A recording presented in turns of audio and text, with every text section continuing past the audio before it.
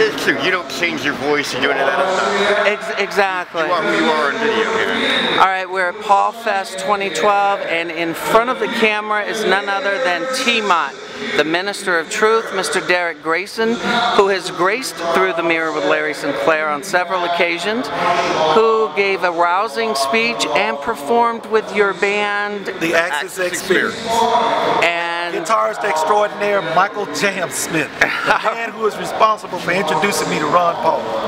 You said something interesting to the crowd before you guys started performing, and you said that you are with Ron Paul until Ron Paul decides that he's going to end it, and until he decides that anybody else, if they don't like it, can kiss my imaginary donkey.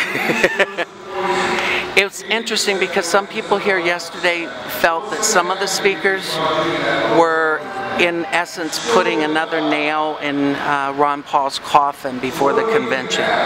There was a gentleman that said he drove for 20 hours, and he said it was promoted as a P.A.U.L Fest, and he felt for some reason that the speakers yesterday, to him anyway, it appeared that by saying it was time to move the liberty movement forward, he felt that it was kind of like putting another nail in the coffin. Did you get that feeling here today at all? Well, no, I didn't. But I don't listen to naysayers. That goes in one ear and out of the other. People are upset with me. I've had people tell me that I'm stupid, that I'm crazy, that I'm daft. I've been called names because of my continued support for Ron Paul. But that's what I do.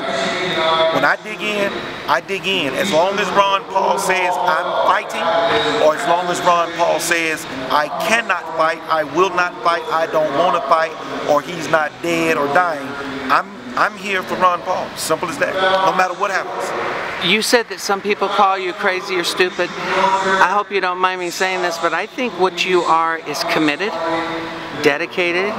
You've positioned yourself and you've carried on in that position. You haven't flip-flopped, you haven't changed. In other words, you haven't pulled a Romney, you haven't pulled a Gingrich, you haven't pulled an Obama, you haven't pulled a Perry. You've stayed solid throughout this entire process. Are you planning on being at the Sun Dome tomorrow by any chance? Absolutely I am. You are? Yes, I am. So what do you think of the people here? Do you think they really do still carry Dr. Paul's spirit and they intend to carry it forward from this point on? From the cheers that I heard from the folk out here, yes I do. And I talk to people who are discouraged, but that is only because they allow themselves to listen to naysayers. And that's why I keep telling people, are you prepared to die for freedom?